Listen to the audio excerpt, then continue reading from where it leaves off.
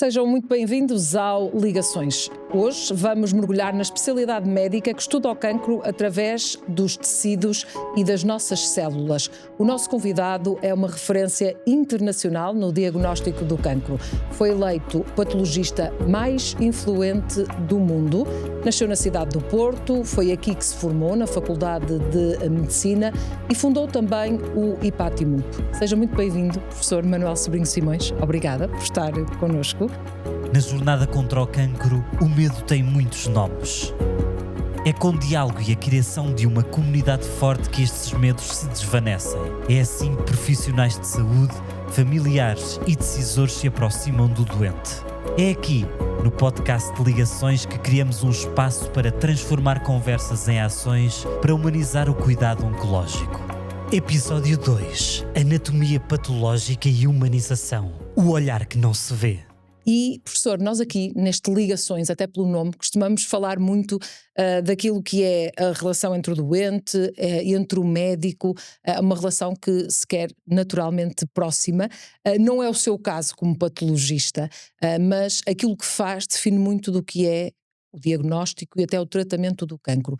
Quando o está a fazer, pensa nisso, nessa ligação? Rita, primeiro, muito obrigado pelo convite, adoro estar aqui. Olha, é assim, eu sempre achei que a minha atividade tinha muito a ver com a vida. E, portanto, repare, eu estou a dizer isso desde logo porque eu fui treinado a fazer autópsias. E eu, quando eu fazia autópsias, eu percebia, e repare, a razão porque a gente chama autópsia e não necrópsia é porque a autópsia é quando a gente estudava a pessoa, a autópsia é conhecer a si próprio. E, portanto, nós utilizamos sempre a autópsia, que é uma coisa de resto, porque a gente tem um respeito brutal, conhecer o doente que morreu e o que é que a gente vai aprender com esse doente que morreu, os clínicos que assistiam à autópsia e que discutiam connosco e, portanto, imediatamente, mesmo na autópsia, que é aquilo que estava a dizer, que é, não tem a ver, portanto, nós com mortes é muito difícil de conversar. Portanto, mesmo aí, nós sempre tivemos, o patologista sempre ligou à vida e ao diagnóstico e à interpretação e ao pensar. E depois outra coisa, nós é verdade somos especialistas em diagnóstico de cancro, mas nós também somos muito importantes para fazer diagnósticos que são diagnóstico de inflamações ou infecções. Cada vez mais frequente esse trabalho. Exatamente. E cada vez mais, por exemplo, somos nós que temos os diagnósticos dos infartos do miocárdio, por exemplo. Portanto, não sei se está a ver, quer dizer, nós temos uma componente, as doenças, as hepatites, por exemplo, que são frequentíssimas, o diagnóstico também é feito por nós e são pessoas que estão muito próximas de nós no sentido de estarem muito vivos, não é aquela coisa do cancro que é muito, apesar de tudo, muito assustador. Mas, portanto, em relação a isso que está a dizer é verdade. Portanto, o patologista não fala diretamente com o doente, a não ser quando está a fazer citologia. Quando agora fazemos diagnósticos de citologia, no nosso caso nós fazemos aqui no IPATIMUP, nós fazemos da tiroide e da mama, mas em outros sítios faz-se de outros sítios, são os patologistas. E aí já, mas eu não sou patologista, eu nunca fiz citologia, eu não tenho essa experiência, mas os patologistas que fazem citologia também já contactam com os doentes. Olhando um bocadinho para trás e para essa ligação, nunca teve dúvidas que medicina seria o seu caminho. No entanto, havia algo que o assustava, provavelmente, Claro. Que era este contacto. Era medo de quê? Cada doença tem incerteza. Isso para mim não tenho dúvida nenhuma. Eu tenho medo da incerteza e, portanto, e é muito frequente em patologistas. Os patologistas são muito treinados para se aproximar o mais possível de um diagnóstico correto. E eu sabia que se fizesse diagnósticos atrás do microscópio, eu tinha mais segurança de não dizer disparates. Portanto, aquilo que eu a fuga é fuga do que é a incerteza. E, portanto, nós é verdade que o patologista ajuda a ter alguma segurança no diagnóstico.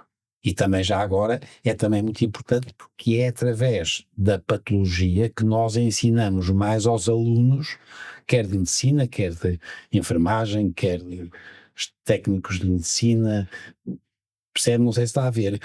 A patologia, uma vez que é a ciência que estuda os órgãos com doença, são situações particularmente boas para ensinar.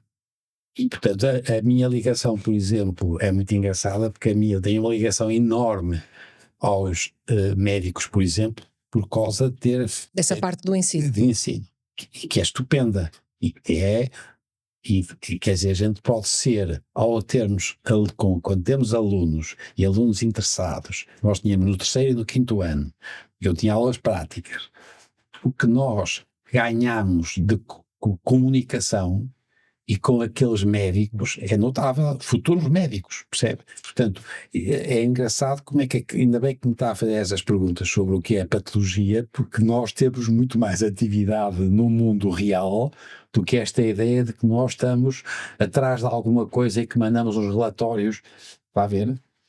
É mais importante ainda. E olhando para essa importância, agora falando não só do cancro, mas da biópsia, e esse rigor que acabou por falar aí, é essencial, ou seja, para o trabalho de um patologista. A biópsia vai definir muito do que é o diagnóstico e o tratamento. Exatamente. É crucial, no fundo. Repare, cada vez mais é uma atividade multidisciplinar. Por exemplo, nós hoje em dia articulamos imenso a biópsia. Repare que a palavra biópsia é porque no fundo, é recolher fragmentos de uma lesão. Pode ser um nódulo, pode ser uma placa, pode ser um aspecto com um aspecto estranho, mas essa alteração é estudada prévia também pelos clínicos, por exemplo, pelos radiologistas. A gente agora nem deve chamar radiologistas, chamamos imagiologistas porque eles são muito mais do que radiologistas só.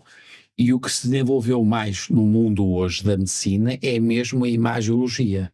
E, portanto, para nós, patologistas que fazemos a tal biópsia e que chegamos ao diagnóstico, é também muito mais fácil porque nós fomos antes, no fundo, informados pelo clínico e estudados pelo imagiologista. Não sei se está a ver, quer dizer, não é uma coisa de o gajo ninguém sabia nada, mas eu traço. Não é, é um trabalho de equipa. É um trabalho de equipa, percebe? E é importantíssimo. Faz sentido para si, não faz? Faz sentido, faz. E cada vez mais. E outra coisa que eu lhe pergunto é, há um peso muito grande quando uma pessoa faz uma biópsia, ou então não há, é aí que eu quero chegar. As pessoas têm noção, quando estão a fazer uma biópsia, o que é que isso pode significar? Que é engraçado, ainda bem que você pergunta isso, são duas coisas. Primeiro, repare que não somos nós que decidimos que vamos fazer uma biópsia ou não. É um clínico, pode ser um cirurgião, pode ser um gastroenterologista, pode ser um dermatologista, portanto, podem ser indivíduos que vêm do lado da cirurgia ou do lado das especialidades médico-cirúrgicas. E são eles que decidem que vão fazer uma biópsia. Pois o que é extraordinário, e portanto nós temos muito orgulho nisso, não sei se está a ver, Ana Rita, que é o seguinte, é que depois nós fazemos um diagnóstico, uma biópsia, e agora repare que é extraordinário, somos nós que vamos decidir se é necessário atuar ou não atuar, que é o que está agora a dizer, isto é, quando se faz uma biópsia, isto não é necessariamente que nós quer de lá para onde dá, aquilo vai acabar numa cirurgia, numa mutilação, não. É tão importante decidir no sentido da atuação, como a gente dá informações e o clínico tem a capacidade de dizer assim, não pá, neste caso não vale a pena fazer, não vamos atuar. Está a ver o que eu quero dizer? Que é muito raro a nossa cultura, porque a nossa cultura é uma cultura que vive muito de fazer. É tão importante fazer, como se for muito inteligente e se for adequado, é não fazer. A patologia é isto que permite. Está a ver o que eu quero dizer?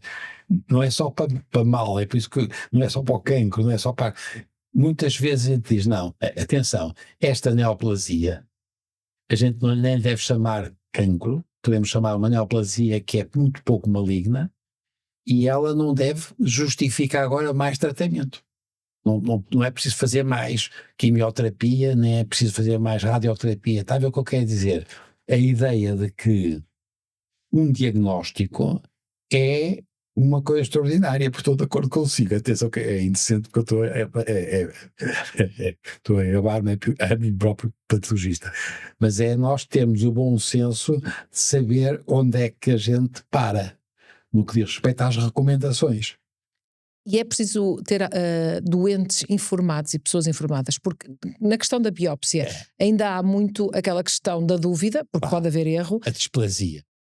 As palavras, não é? E a questão de uma segunda opinião, por exemplo, Também. é quase impensável. Há muita gente, quase impensável para muita gente fazer esse pedido. Exatamente. Agora, ainda bem, você até só você está a fazer umas perguntas muito boas. Parabéns, aquela coisa. Ainda bem que faz essa pergunta. Olha, é assim, que é muito engraçado isso. Primeira coisa, repare, nós fazemos sempre o diagnóstico pela positiva. Portanto, quer dizer, para nós isso está fora de questão. E nós sabemos que temos que ser o mais preciso possível nas palavras que escrevemos. E, portanto, vamos agora chegar à coisa mais importante do que é a compreensão de um relatório anatomopatológico, que é as palavras, a linguagem. E é verdade que os patologistas têm que ter muito cuidado, que têm que ser muito precisos, mas têm que ser também tão acessível quanto possível para que as pessoas percebam o que querem dizer. Não sei se está a ver, e é por isso que até se riu quando eu disse a palavra displasia. Nós usamos muitas vezes displasia, e é preciso, quando a gente escreve displasia, nós devemos pôr em baixo, em nota, o que é que a gente entende por displasia, se for caso disso. Não sei se está a ver, quer dizer, para a pessoa. Para não haver dúvidas. Por exemplo, quando a gente diz as células, na descrição, por exemplo, antes de chegar ao relatório final e à conclusão, a gente escrevemos células atípicas, e as pessoas apanham um susto. E às vezes as células atípicas, mas não são nada malignas. Atípico não quer dizer maligno. E, portanto, você está a dizer desde logo, a primeira coisa que é muito importante é sermos muito capazes de ser precisos, usar uma linguagem que seja precisa, mas tão acessível quanto possível. Não sei se está a ver. É a primeira coisa. A segunda que está a dizer agora é outra coisa.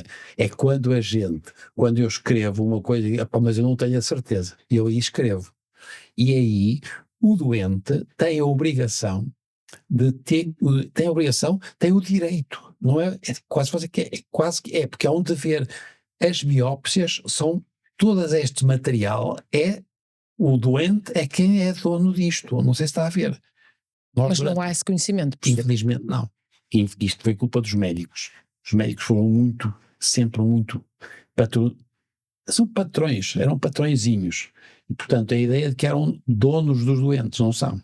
Portanto, sempre que nós fazemos uma biópsia, como quem faz uma radiologia, ou quem faz um exame qualquer, o doente é que é o dono desse material. Portanto, ele é que tem o direito de usar como entender. Primeira coisa. Isto é importantíssimo. A segunda coisa, é crucial fazer segundas opiniões. Olha, atenção, porque eu tenho muitas dúvidas, percebe? E portanto, eu quando tenho dúvidas faço sempre segunda opinião. Isto é, eu recebo também muitos casos que me mandam para mim para eu dar a minha segunda opinião, mas nós também pedimos muito. E agora, se calhar, acha graça a uma coisa, Rita, que é, por exemplo, quer no São João, quer no Ipatimu, um dos elementos positivos da qualidade da nossa atividade patologista é quantas vezes, tem as duas coisas, quantas vezes é que nos pedem a segunda opinião e quantas vezes nós também pedimos segunda opinião. Não sei se está a ver. Pedir uma segunda opinião, num caso difícil, é uma prova indireta de bom senso e de qualidade. Está a ver? É um bom indicador. Exatamente. Está a ver? Claro, não podemos exagerar, passar, percebe? Mas, portanto, isso tem toda a razão. E nós temos muito pouca cultura de ter segundas opiniões. E eu não sei se vocês querem meter nisso, mas sabe porquê? Mas é porque nós não temos treino de perguntar. Mas é falta de literacia também. É, de facto. E de cultura. E se calhar a figura do médico é quase inquestionável. Não só o médico, é do professor, é do político, é de toda a gente. Nós não treinamos, na nossa cultura, não treinamos perguntar. A gente só pergunta quando já sabe a resposta, que é uma estupidez. Está a ver o que quer dizer?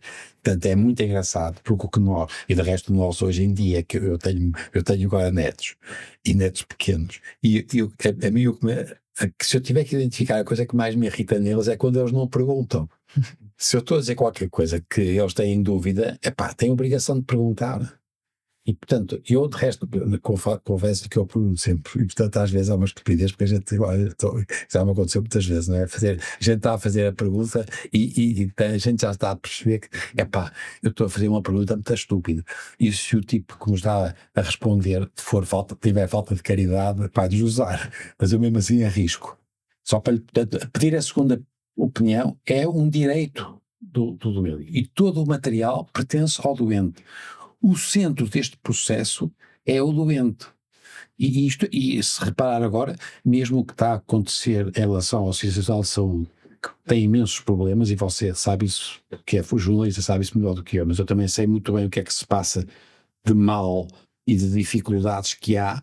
A principal dificuldade inicial é nós não percebermos que temos que centrar no doente o processo, todo o processo. Desde a tomada de decisão. Antes, logo. Até aqui para nós, agora para você fala de literacia, desde logo a ver se o tipo se mantém com saúde, porque repare que manter a saúde é muitíssimo mais importante do que tratar a doença, e é por isso que cada vez mais nós achamos que a medicina geral e familiar é crucial, é o ponto.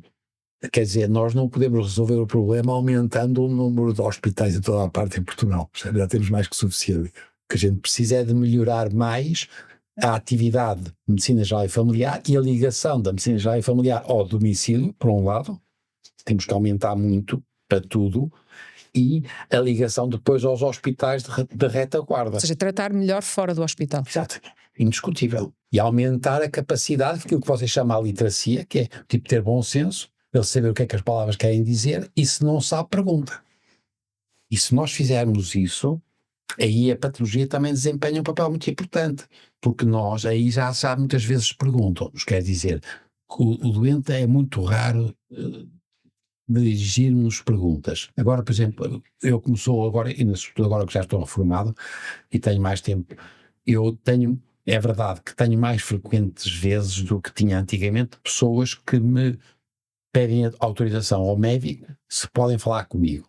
Bem se arrasca de falar comigo, não tem telemóvel, mas fala com o telefone fixo. E portanto falam comigo. E eu procuro explicar as palavras. O que eu não posso é substituir-me ao clínico. E consegue fazê-lo, manter essa barreira? Consigo, mas eu tenho muito treino nisso. E depois, eu gosto de pessoas e sei que vai depender é da ligação entre o clínico e o doente. Não vai depender de mim. Percebe? Quer dizer, porque eu não me vai passar pela cabeça dar uma opinião mais segura, porque o clínico e o doente sabem muito melhor do que eu qual é o problema. Mas eu posso explicar o que significam as palavras. A tal displasia, por exemplo. E eu gosto muito de fazer isso, não é? Quer dizer, eu acho que o português é a coisa mais espantosa que há. E nós temos que melhorar, porque agora, ainda por cima, porque as crianças estão a falar pior português, vai, ao contrário do que se pode pensar, nós que agora temos tantas tecnologias, as inovações tecnológicas mesmo, você sabe, não sei se vamos discutir e consigo, mas você sabe que nós já usamos inteligência artificial em patologia. Sim, e era isso que eu ia perguntar. Nós estamos aqui neste... no que é bom e mau? Nós estamos no princípio. Mas nós, atenção, portanto, a patologia desenvolveu-se imenso. Nós temos, resto, fizemos a microscopia eletrónica e eu fui para a Noruega a aprender a fazer microscopia eletrónica, quando se pensou que se a gente visse as coisas muito pequeninas é que tínhamos as respostas, e não é verdade. Agora tem outra coisa com graça. Nós tínhamos a mania que o diagnóstico era, se eu fizesse muito em grande ampliação, muita ampliação microscopia eletrónica, eu ia chegar Não, é muito interessante. Sobretudo em relação às doenças neoplásicas, aos cancros, é o tecido. Não é uma doença da célula, é uma doença dos tecidos. É verdade que começou por uma célula alterada, mas depois é o tecido. E, portanto, eu tive que abandonar essa ideia, fiz muitas coisas de microscopia eletrónica, mas depois passei a perceber que tínhamos que estudar e passámos a fazer aquela coisa que nós chamamos, por exemplo, a imunohistoquímica, que é a gente pede marcações das proteínas que as células têm e fazemos agora já nos tecidos. Essa subida que a gente faz sempre à custa de ganhar confiança para fazer um diagnóstico correto. Não sei se está a ver, quer dizer, não é para encontrar, não é curiosidade. Depois, para a investigação, depois é curiosidade. Isto é, se nós tivermos um caso muito estranho, a gente não percebe porquê, A outra pergunta, mas já não é. Aí já é indecente dizer agora, explicar ao doente: olha, o senhor tem um caso extraordinário, olha, eu não faço a mínima ideia do que aquilo é, mas vamos fazer um paper, não percebe, isso não se pode perceber. Mas um desconto que nós temos isso. A ideia é que nós sempre que estamos a ver um caso, repare que a gente diz: eu estou a ver um caso, mas eu sei que esse caso corresponde a um doente. Eu procuro, como fiz aquela coisa que eu já lhe disse, que eu tenho muito medo da incerteza e que ser patologista, eu faço os possíveis para não pensar que é uma criança que se calhar vai morrer disto. Eu tenho pena se isso acontece. Mas na altura não pode pensar, tira-lhe o rigor. Exatamente. E no fundo a objetividade.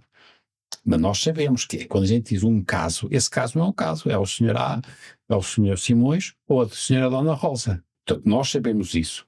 E nós cada vez mais sabemos que a tal medicina de precisão, a medicina é uma tirania, um desconto. Porque as atividades médicas todas são humanas e não há nada mais estúpido que querer precisão em atividades humanas. Portanto, o que nós temos é que lidar com a incerteza. Não sei se está a ver o que eu quero dizer. A gente só resolve o problema se é assim: eu não sei, eu não tenho a certeza, eu tenho que perguntar. Está a ver o que eu quero dizer? Quer dizer, também na patologia. E eu estou contra mim, falo, porque eu achei que tinha ido para a patologia porque eu me aproximava, e aproximei-me mais, é mais fácil a patologia do que a clínica. Mas não deixa de haver incertezas. E não deixa de haver a necessidade de perguntar e de comparar, está a ver? Portanto, eu tenho muita sorte. E depois continuo a dizer a mesma coisa.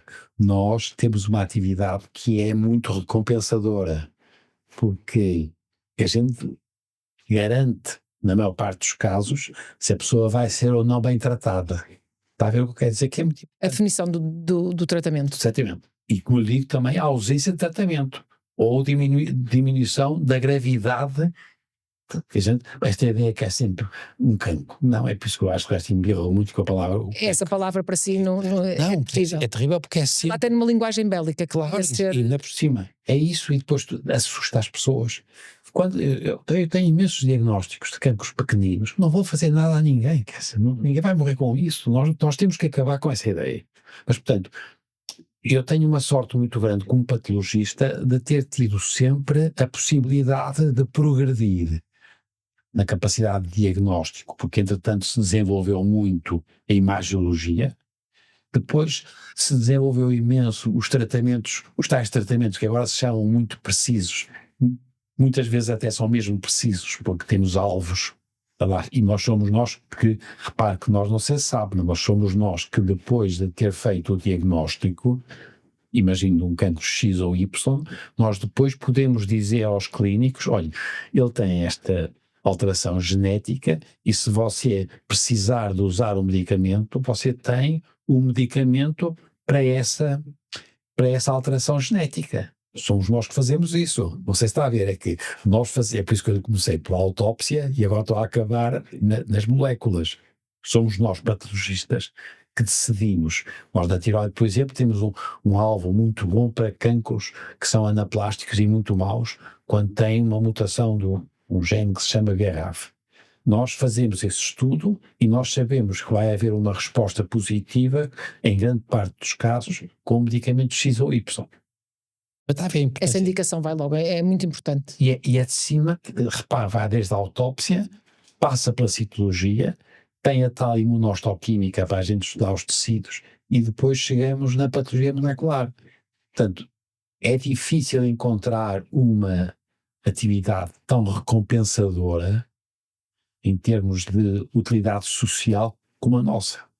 Não sei se está a ver, porque a patologia clínica, como é feita por aparelhos, é claro que os patologistas clínicos também têm que perceber quais são os casos que têm que diagnóstico não faz sentido, por exemplo, precisam de ter sempre se os aparelhos estão avariados, se está a haver erros, mas não tem esta relação. Eu tenho aqueles tecidos são de uma pessoa que foi tirada eu conheço o clínico e ele escreveu-me. Uma ligação indireta, ela existe? Mas é fortíssima. E depois eu assino por baixo. Percebe? E eu digo assim: não, vai-se tratar assim ou tratar assado. E a gente tem um respeito brutal. Eu já disse, eu aprendi isso na autópsia. só nisso era estupendo. A gente tinha um comportamento exemplar quando estávamos a fazer uma autópsia. Quer dizer, e agora quando a gente nós fazemos muita atividade para muita gente, mas há ali uma pessoa. Quer dizer, há a noção absoluta de que o que a gente vai escrever vai haver maior ou menor repercussão pela positiva ou pela negativa. Mas se é para a gente... Há um grande impacto. E é pessoal. E é muito... atenção, cada vez mais, como disse, e é verdade, multidisciplinar, portanto, depois, se reparar, nós fazemos parte depois do Tumor Board. Isto é, eu, por exemplo, às quintas-feiras no São João, os casos todos de tumores da tiroide benignos ou malignos têm alta. E há um clínico, que é o chefe, que é uma endocrinologista de resto estupenda, e depois também temos cirurgiões, temos pessoas especialistas de medicina nuclear e um patologista, pelo menos um patologista, para decidir se, naquele caso concreto, faço todas as quintas-feiras, de manhã. E a gente é que decide o que é que se lhe vai fazer. A minha responsabilidade que isto é. É imensa. Imensa. E o patologista está lá. Não deixa. Estou convencido. Vocês já me tinham convidado para isso. Exatamente. Professor, falou aí noutra questão, já falamos de abandonar esta linguagem bélica, de assustar as pessoas. Vencer o cancro, que é terrível. Quando se diz venceu, em detrimento de outra pessoa que não conseguiu vencer. A comparação com as pessoas. Pensar que isso depende isso penso que é horrível, que é depender da força de vontade. Isto é, a pessoa teve um cancro da mama e a coisa correu muito bem, ainda bem, e há outra pessoa que a gente está a ver que a coisa está mesmo a correr mal. E a gente sabe que a pessoa fez... É horrível que a pessoa pense que a outra amiga que não está a ter, tipo, chatice, ela fez qualquer coisa de errado ou não teve força de vontade suficiente. Portanto, a ideia da bélica e o vencer acho que é muito arrogante. Atenção, porque eu, por exemplo, tenho medo de ter cancro já agora. Percebe? Tenho medo, por exemplo, não sou parvo. Quer dizer, eu sou simples, mas não sou parvo. Apesar de saber que provavelmente é uma doença crónica e a maior parte dos casos hoje nós tratamos-los sem problema. Quer dizer, repara, nós mais de 2/3 dos casos as pessoas já não morrem de cancro. Podem morrer com cancro, porque a doença, como você disse, é a transformação em doenças crónicas. E eles morrem de outra coisa, mas tinham cancro. E estão controlados. E como eu sei isso, eu cada vez mais também sei, quando aquilo começa a correr mal, e a gente muitas vezes não sabe porquê, nós sabemos que há razões que é alterações genéticas, que é alterações da resposta do hospedeiro, é a alteração de modificações que a gente desconhece ainda hoje, por exemplo, modificações porque, por exemplo, a pessoa teve agora mais uma infecção. Não sei se, pois vale a pena se calhar falar consigo, que isso é muito interessante, saber agora quando a gente tem pessoas que têm cancro. E a gente agora sabe que a pessoa tem um cancro que está estável, mas que tem, por exemplo, metástases. Sabem que nós agora estamos a seguir as pessoas no tempo. Quando a pessoa tem, por exemplo, uma gripe, assim como quando aconteceu com a Covid, há pessoas em que o cancro cresce mais. E temos outras em que o cancro regride e diminui. Às vezes há quase curas. Isto é, quando a gente tem uma inflamação ou uma infecção, ou os tais Covids prolongados, ou em gripes, quando a gente tem um cancro, que já é nosso, que tem uma metástase, e agora temos uma infecção que veio fora, isto despertou a resposta inflamatória, a imunidade, e agora há situações onde eles melhoram e há situações em que as pessoas pioram. Portanto, andamos todos interessadíssimos em perceber. O mecanismo. É um desafio. Agora, repare, tudo isto é feito também porque nós estamos no terreno e estamos a ver o tecido. E quando a gente vê um cancro, as pessoas se calhar não sabem, as pessoas têm sempre a ideia que são células a crescer. É verdade. O resto, aqui para nós, são células a crescer, não se esqueça. São sobretudo a não morrer. O grande problema do cancro é a verdade que elas proliferam mais, dividem-se mais do que devia. Mas também tem outra coisa, é que elas são muito mais imortais. E, portanto, nós sabemos que elas células que estão a crescer, elas não estão numa placa Petri, elas estão no tecido, estão em nós, estão ligadas aos nossos fibroblastos, aos nossos linfócitos, aos nossos macrófagos. A influência do hospedeiro. Porque é que eu estou com esta coisa? É porque a tal diferença entre a medicina de precisão é muito importante. E depois, ainda mais importante, é quando a gente, em cima da medicina de precisão, porque a gente já sabe muito bem quais são as alterações moleculares, agora nesta pessoa é aquilo que a gente chama de medicina personalizada. Cada caso é um caso. Mas é mesmo, não sei se está a ver. É que diz isso, a pessoa tem a mania de dizer isso como se fosse uma... é uma verdade. Voltamos à mesma coisa que eu já lhe disse há um bocado. É que isto, a gente precisa pensar. É bestial pensar. Dúvidas. Professor, falamos aí sobre o diagnóstico, porque há muitos cancros que o professor diz devem ser deixados em paz. Há a questão do envelhecimento, há o custo-benefício e o sobrediagnóstico. É um problema? Mas ainda bem, é verdade, você está mesmo a fazer boas perguntas. É que é mesmo verdade. Repare, e é engraçado, eu digo sempre o sobrediagnóstico, e às vezes é injusto, porque nós, por exemplo, quando a gente tem cancros pequeninos, eu não devia dizer que isto era um... Não há preciso. Não é quando há, muito obrigado. É muito quando a gente diz que tem um cancro muito pequenino, muito obrigado. Quando a gente tem um cancro muito pequenino, a gente não devia dizer que é um sobrediagnóstico, porque aquilo é mesmo um cancro pequenino. O que eu acho é que a palavra cancro é que não devia ser utilizada. Íamos chamar-lhe tumor pequenino. Mas, de facto, não estamos a fazer sobrediagnóstico. Porque é de verdade que nós estamos a ver ali uma coisa que, em termos biológicos e celulares, são células malignas. Portanto, de facto, o que nós depois fazemos, infelizmente, é como a gente usa a palavra errada, depois tem sobretratamento. Percebe o que quer dizer? Quer dizer, a palavra sobre... Eu devia ter, porque eu digo muitas vezes o sobrediagnóstico. É verdade, vamos depois discutir outra coisa que é verdade agora, por causa dos rastreios. Em que a gente dos rastreios, às vezes, a gente agora cada vez faz rastreios mais bem feitos, por exemplo, no pulmão, agora com taques de baixa intensidade, e a gente consegue apanhar lesões mínimas. E a gente agora tem que ter muito cuidado porque não temos experiência de ver coisas tão pequeninas. E, portanto, a gente, o que é que se vai fazer com isso? Com esse conhecimento? A palavra, exatamente. E aí, se calhar, a gente está a fazer ainda sobre tratamento. Na tiroide não, porque a gente já sabe isso há muito tempo. E nós sabemos que aquilo é mesmo, o que é um tumor muito pequenininho, que nós queríamos até só chamar tumor, mas a Organização Mundial de Saúde não nos deixou, perdemos a votação, porque a gente não queria chamar microcancro, queríamos chamar microtumor, mas é verdade que ele está lá. O que é que a gente queria? Era que a pessoa não fosse sobretratada, porque a gente sabe que aquele caso não vai correr mal. E, portanto, quando muito, o que a gente deve dizer assim, olha, daqui a um ano vai cá, e se estiver na mesma, venha cá daqui 2 em 2 anos, e, portanto, nós fazemos vigilância ativa. E não tratamos, porque quando a gente trata casos que a gente pode operar cirurgicamente, infelizmente o tratamento é quase sempre sobre tratamento, e é mutilação.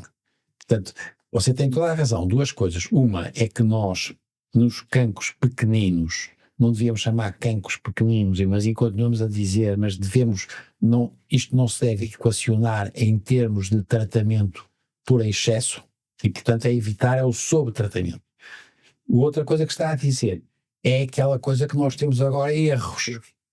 E esses são erros por sobrediagnóstico. E já agora conto o seguinte, eu faço para muitos IPOs do mundo inteiro, porque as pessoas que são diagnosticadas com um cancro da tiroide, elas são tratadas tiram a tiroide toda e depois vão no fundo, para IPOs, onde fazem o iodo radioativo, por exemplo. Portanto, eu recebo muitos sítios do mundo, Portugal, no estrangeiro, mas a maior parte até do estrangeiro, e em que eles me dizem, olha, o seu doutor, já me mandaram, já tiraram, mas eles agora que pediram quando é que vamos fazer de iodo radioativo, eu não acho que isso seja um cancro. E é verdade. Eu olho e até estou de acordo consigo, não é? Portanto, agora aí é mesmo sobre diagnóstico. Isto é, nós sabemos que agora, cada vez mais, porque nós temos cada vez mais diagnósticos muito precoces, e no pulmão também já está a começar a acontecer, já está a acontecer na mama, já está a acontecer na próstata, por exemplo, em que nós, aí de facto, fazemos diagnóstico por excesso, sobre tratamento. E portanto aí é um erro. Não sei se está a ver, são duas Até coisas. porque se vai provavelmente retirar a qualidade de vida àquela pessoa. Exatamente. E assustar a pessoa. E é verdade. Quer dizer, isso tem sempre aspectos negativos. E este equilíbrio vai ser cada vez mais difícil e não vai passar por nós. Vai passar pelos clínicos, vai passar cada vez mais por equipas multidisciplinares, cada vez ter maior literacia por parte das equipas. Vamos ter que valorizar muito a enfermagem e a psicologia também, percebe? Nós não podemos continuar a não ter equipas ligadas a aspectos que têm agora a ver, por exemplo, repare que a gente pode dizer a uma pessoa, olha que eu acho que você tem um cancro muito pequenino. Eu até não lhe chamava plano, mas chama-se câncer. Mas eu acho que você não deve ser. Isto agora precisa de ser acompanhado. Como é que a pessoa vive com isso, com esse conhecimento? Está a ver o que quer dizer? Depois aquela pergunta, mas o senhor pode jurar que isto nunca vai? Eu não posso jurar. Está a ver o que quer dizer? Que não tem graça nenhuma. E está a ver que nós, patologistas, temos muitas vezes esses dilemas que são engraçados, que as pessoas, o clínico geralmente pensa que nós não temos problemas. Também temos, por exemplo, esse. Está a ver? Professor, mas olhando um bocadinho para o estilo de vida atual, é com sobrediagnóstico ou não, o que é certo é que há mais cancros. Há mais diagnóstico de cancro. Porquê que isso acontece? Aumentou muito em todo o mundo ocidental. Não sabemos o que se passa na África subsaariana e na Ásia também. E, portanto, você tem a razão, aumentou muito. A primeira razão é mesmo a idade cada vez maior das pessoas. Isto é, as pessoas a ficarem com 70, 80, 90, 100 anos, o risco de ter cancro aumenta muito com a idade. O que é, no fundo, tiveram maior exposição durante a vida a agressões ambientais e, por outro lado, à medida que a gente fica velhinho, nós perdemos capacidade de reparar erros. E, portanto, e é isso que faz. Portanto, a principal razão do aumento de cancro é o aumento da população de pessoas muito idosas. Outra coisa que mudou muito foi o estilo de vida. E o que é que aí temos? Temos coisas que são horrorosas, tabagismo. É horrível. O excesso do álcool, atenção, não é o álcool não é a mesma coisa que o tabaco, não se compara, mas o excesso de consumo de álcool também é muito mau, e depois tudo que está ao estilo de vida, tudo tem a ver com a obesidade, o sedentarismo, os alimentos ultraprocessados. Nós temos os microplásticos. Já se fala muito dessa questão dos microplásticos. Está a aumentar em todo o mundo. Nós sabemos que tem os pesticidas. Também temos essa certeza que faz mal. Portanto, esse é agora também um elemento muito importante.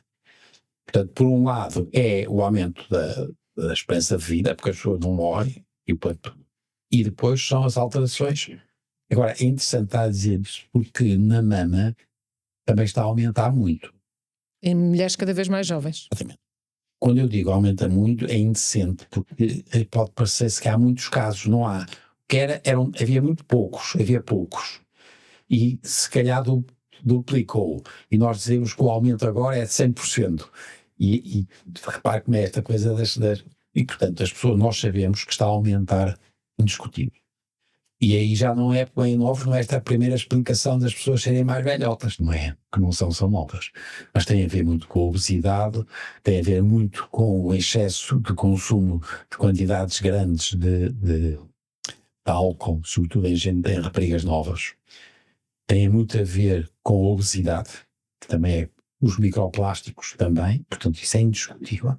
Temos outra coisa que é muito chata, não sabemos porquê, mas isto repare que também é interessante. O álcool faz muito pior nas mulheres do que nos homens, para a mesma quantidade, palavra de honra. Já agora fica a saber o contrário, quer dizer, o tabaco faz muito pior aos homens do que às mulheres. E o álcool faz muito pior, o que significa que as mulheres e os homens são biologicamente diferentes. Agora, olha, Rita, se reparar, só agora porque as pessoas nunca pensam nisso. As pessoas, porque em todo o mundo está acontecendo em todo o mundo. O aumento em mulheres, cancro da mama. Se reparar, também tem que pensar que agora há muitas senhoras que não têm filhos. E há muitas senhoras que só têm filhos, só um filho, e tarde. E não sei se sabe que ter crianças e amamentar são os dois fatores mais protetores que há para o cancro da mama. Está a ver a modificação que foi em todo o mundo, que as pessoas deixaram percebe? Agora não, é porque agora não têm filhos, e quando têm filhos só têm um filho, e em idades portanto, muito tarde. Essas pessoas estão em risco em toda a Europa. Em toda a Europa e na Ásia também já. Provavelmente não é verdade para a África subsaariana. Professor, há pouco falou da doença ser uma doença crónica, provavelmente não será fácil falar numa cura, mas quando essa cura não é possível, a doença vai se tornar crónica. Há pouco já falou um bocadinho, mas sendo que o sistema tem dificuldade em dar essa resposta a esse tipo de doentes? Depende, não é? É verdade. Portanto, cada vez temos mais pessoas nessas condições, o que é muito bom sinal, não é? Porque, repare, você já disse, é verdade, nós em Portugal, repare, para você ter uma ideia, porque as pessoas também depois não se desanimam. Em Portugal, nós nesta altura, por ano, já diagnosticamos mais por ano de 70 mil cancros, por ano. E por ano, cerca de 30 mil é que morrem.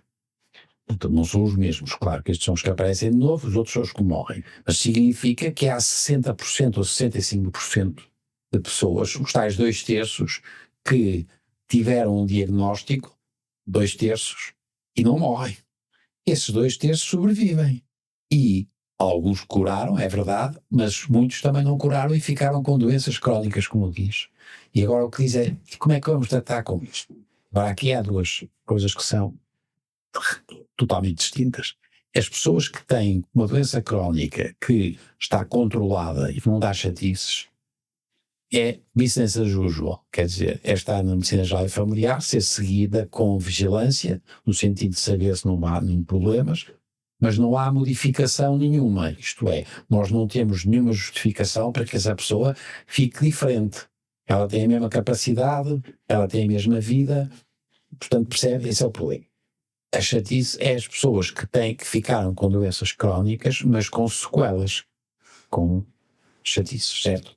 E aí, Ana Rita, isso é um problema muito grande, porque se vocês se juntarem isso ao envelhecimento, você sabe que no envelhecimento há as chamadas comorbilidades, que têm muitas outras pequenas chatices ou grandes chatices da audição, da visão, da mobilidade, que é uma chatice. E depois também já agora, outra coisa que não se esqueça, é que se a pessoa já está, eu não acho que a coisa pior que há é a solidão e a insegurança da velhice mesmo. Se vocês se juntarem isso a uma situação de doença crónica, mas que é limitante e que dá mal-estar, é horrível. E nós não temos solução para isso em Portugal. Não temos, quer dizer, eu continuo a achar que também não passa pelos hospitais centrais, de forma nenhuma. Passa pelo medicina geral e familiar e pelo apoio domiciliário, porque a gente, tanto quanto possível, devíamos ter apoio para que as pessoas ficassem no domicílio. Acho que a obrigação, eu sei também para as pessoas da minha família e tudo, quer dizer, a grande aspiração é que fiquem. E nós temos que aumentar, e há equipas agora muito centradas também em enfermagem de 20 valores, mas não é suficiente em Portugal. Portanto, se você quiser dizer uma coisa chata que nós vamos ter no futuro, são duas coisas. É a velhice per se e a velhice com doença. Doença que seja cancro ou outra coisa. Você está a ver o que eu quero dizer. Quer dizer, aí não é uma pessoa que tem uma grande perturbação da mobilidade é horrível. Percebe? E, portanto, não, por si só, uma pessoa que fica cega. Já viu, quando ficou quase cega, eu vi que ela via uma lupa, e ao jornal com uma lupa. E isto, se eu tiver que identificar, nós temos um problema que é terrível em Portugal, que é as crianças, porque nós temos que ter mais crianças e para isso nós temos que fazer o sistema e temos que fazer, no fundo, a integração das crianças imigrantes, não tínhamos dúvidas, essa é muito errada. Sozinhos não conseguimos. Não vamos, não temos. Portanto, e é creche, e é o diagnóstico pré-natal, é o diagnóstico pré-natal, tem graça, é o ensino pré-escolar, que é crucial. E é crucial porque é a linguagem, é o português, nós temos que apostar nisso, quer dizer, são dezenas de nacionalidades, eu vou a qualquer sítio, fala com, portanto, mas isso não tem a ver com agora, no outro lado, é outro problema que nós temos, que é realmente a velhice e as pessoas que têm sequelas no fundo, de doenças. E depois temos, desculpe só uma coisa, que é que você não falou, mas que você sabe isso ainda melhor do que eu, porque andei muito ligado à vida real, que é os cuidadores. Eu não tenho experiência depois pessoal, porque eu não sou clínico, mas nós temos que melhorar imenso na qualidade dos cuidadores, temos que dar qualidade de vida. Nós não podemos continuar a depender como antigamente, que eram as tias velhas que ficavam em casa, que se percebe. O cuidador, e é uma vida... Essa figura do cuidador. Como é que se faz isso? E não pode ser funcionário, quer dizer. Portanto, nós temos aí que fazer uma... E olhando para esse papel, os decisores sabem disso, ou seja, nós não estamos aqui a dar uma novidade nesse sentido, das questões do envelhecimento, dos desafios para o Serviço Nacional de Saúde. O que acaba por apontar como um desafio é um desafio que não é propriamente novo, só se agudizou. O tempo político é muito diferente do tempo real. Infelizmente, é demasiadamente rápido. Nós não nos apercebemos que qualquer, por exemplo, repare, só para dar esse exemplo, ainda bem que falou nisso, que é a unidade local de saúde, para muitos problemas, mas foi uma ideia estupenda, porque nós não temos melhor.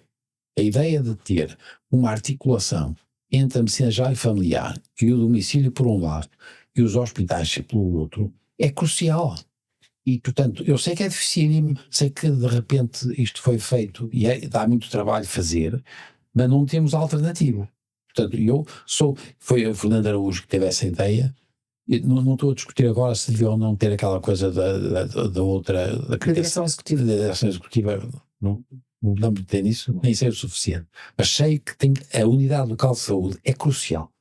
E, portanto, nós temos que viver nesse sentido. E, portanto, toda a gente sabe que isso vai acontecer. E, portanto, qual é a sua pergunta? É muito boa, que é assim, porque se isto é assim, se nós sabemos, porque é que a gente não... Bem, e agora temos duas razões. Uma é uma razão organizativa. Nós não somos bons na organização. A nossa futura, infelizmente, tivemos esta experiência agora com a organização do território em Portugal. Quer dizer, nós sabemos que ia acontecer.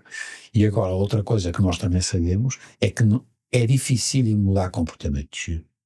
Portanto, independentemente agora das tecnologias, portanto, só para voltarmos àquela coisa que você há bocado disse sobre o problema das inovações tecnológicas, que são cada vez maiores e vão continuar. Portanto, é indiscutível. Você não faz ideia o que é que... E farmacológicas também, as moléculas, os medicamentos, mas sobretudo os robôs, tudo isto é uma coisa espantosa. Que ajuda. Imenso. Portanto, claro que aqui para nós vai diminuir a mortalidade e vamos ficar com mais pessoas naquele grupo de pessoas velhinhas. Agora, o que é que nós precisávamos é de inovações sociais e nós não temos evoluído como uma sociedade, percebe? Nós não temos em Portugal tradição da comunidade, dos outros, e temos muitas soluções que são sempre muito centradas na pessoa, só. Que temos, e portanto, atenção, não estou a dizer que isto resolva o problema, mas como você dizia, a literacia, você tem batido muito nisso, eu estou de acordo consigo, porque a literacia não é per se, é também a literacia tem a ver com a sociedade. Não sei se está a ver o que eu quero dizer, quer dizer, há imensas coisas para resolver problemas de solidão e insegurança, que a solução não é individual, é claramente social. E nós, por exemplo, também não sabemos fazer cidade. Já agora, já reparou que a Espanha faz, a Galiza faz cidade, nós não fazemos cidade. Sempre que a gente olha na Esprela, nós vivemos no Porto, no empate no Porto de São João, você conhece aqui, não é cidade. Percebe o que quer dizer? Viver a cidade tem uma coisa de relação social, relação com os outros, ali. Não eximos. E, portanto, muitas das coisas que são suscetíveis de melhorar passam por atividades, e por isso também a tal história da multidisciplinaridade e a ligação. Sabemos que a habitação devia ser de outro tipo, a habitação está cada vez mais difícil e as pessoas já há menos possibilidade de ficar, as casas são cada vez mais pequenas. Tudo isto torna mais difícil a tal evolução que eu digo que vai ser muito. Eu tenho muita pena, mas vai ser uma terrível em termos da idade avançada, doentes, pós-tratamento, quando tiverem chatices. E professor, estamos quase a terminar o nosso tempo, mas esse sentimento de pertença e da comunidade que fala, nesta doença é também fundamental. Quando falamos do cancro, ninguém ultrapassa esta doença sozinha. Não, É exatamente isso, percebe? E também desde logo, explicar o que é que a palavra cancro quer dizer. Ainda bem que você fala nisso, porque aí sim, nós temos que, de uma vez para todos, é preciso. Atinge todos, atinge a família. Exatamente. Não é uma doença rara. Já não estamos a falar de uma doença rara, é uma doença muito frequente. De resto, aqui para nós, está a aumentar, como você já disse. Nós, atualmente, já é a doença mais frequente. Portanto, nós antigamente morríamos muito por infartos de miocárdio, agora ainda temos muito AVC. E, portanto, isso passa pela resposta da família e da tribo. E isto, de novo, a resposta é social. Mas nós somos estupendos em psicologia individual, porque nós temos uma psicologia individual muitíssimo boa em Portugal. Mas não temos grande psicologia social, percebe? Porquê? Porque é que a gente não tem capacidade de perceber isso que você diz? Isto toca a todos. Como é que se organiza? Como é que se prevê que isto se vai aguentar? E eu não sei. Não sei. É difícil. Não, mas não sei. Qual é o segredo, professor, para viver com cancro sem impedir que este medo nos impeça de viver? Não pode impedir. Pode diminuir. E arranjar formas inteligentes para passar pela positiva. Isto é. E aí, de resto, há muita gente que faz hoje atividade em termos de psicologia muito boa, que é, no fundo, é usando exemplos que temos, casos que foram muito bons, que foram positivos. Isto é, nós temos que alterar muito a atitude, que é uma atitude só de conhecimento. Nós temos que passar para modificações no sentido da atitude e depois do comportamento. E não tenha dúvida, eu, por exemplo, tenho uma experiência, a Liga Portuguesa contra o Cancro, para mim é uma experiência espantosa, de solidariedade, filantropia.